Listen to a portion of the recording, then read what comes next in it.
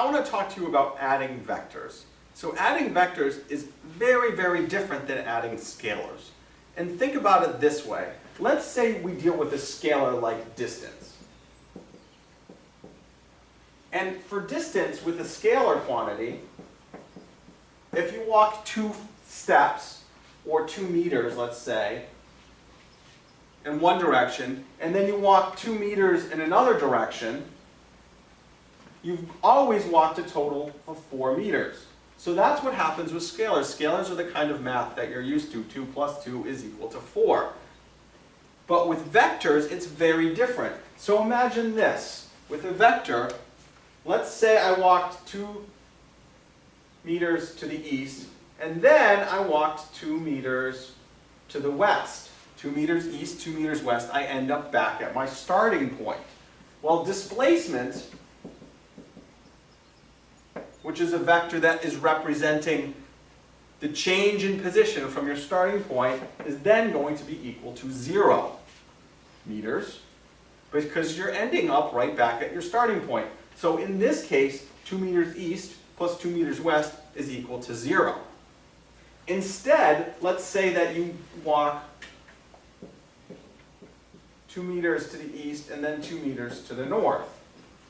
So you've gone 2 meters east, 2 meters north. Where do you end up? Well, you can actually figure this out by finding your ending point and the length of this vector. So you could say that the length of this, and I'm going to put the letter r there, r squared is equal to 2 meters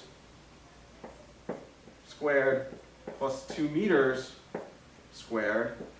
This is the Pythagorean theorem. And so you could find the length of that, and your displacement would end up being the square root of 8, 2.8 meters, if you solve this out.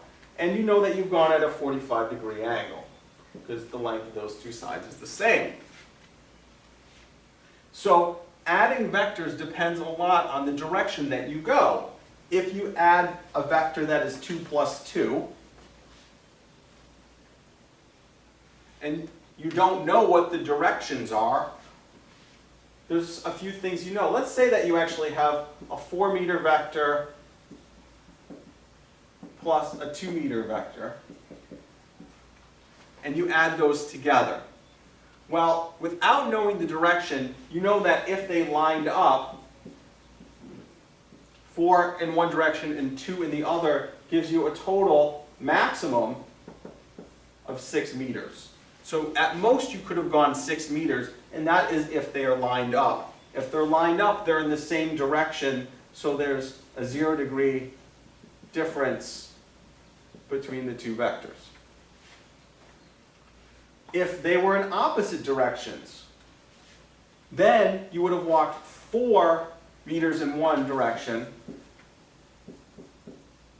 2 meters back. So at minimum, you've got a displacement that is 2 meters from your starting point. So your minimum is 2 meters from the starting point, and that is in opposite directions. And opposite directions, if you express it as angles, that's going to equal 180-degree difference. So at minimum, you've gone 2 meters, your displacement is 2 meters. At maximum, it's 6 meters. The reality is if you don't know where the directions are, it's got to be somewhere between, and that's what the BW stands for, between 2 meters and 6 meters. If you know the specific angles, you can add them together. And one way we do that is with the tip-to-tail method of vector addition. So let's say that you have 2 vectors drawn here, 4 meters and 2 meters. And if they were to scale correctly, this would be half the length of that one. If you want to add them together, you can use the tip-to-tail method, meaning you draw one vector and then you add the other vector at the end of it. And we find what is called the resultant. So the resultant is the result of adding two vectors. Or more vectors. Two or more vectors. So you could do this graphically, or you could do it mathematically. Let's just stick with graphically for now. You go 4 meters up, you go 2 meters over, and you can just do this by drawing this vector up there and then measuring what the resultant would be.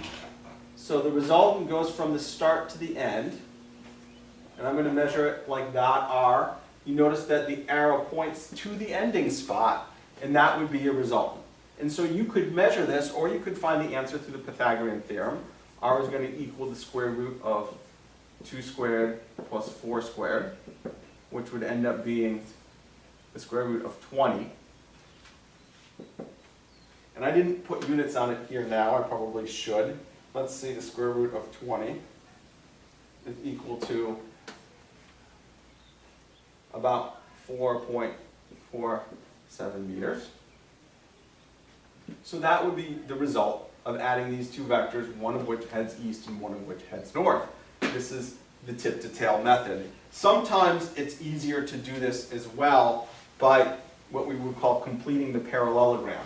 So let's say that this is the vector that you start. You can always just complete it, use a ruler, do it neatly, boom, boom, boom. So you can either go east 2 and north 4, or you can go north 4 and east 2. And regardless of which path you take, you end up at your ending point, and then your resultant is going to go from the beginning to the end and is labeled R right there. A couple different ways we do that, and we're going to practice this more in class as well. Thank you very much.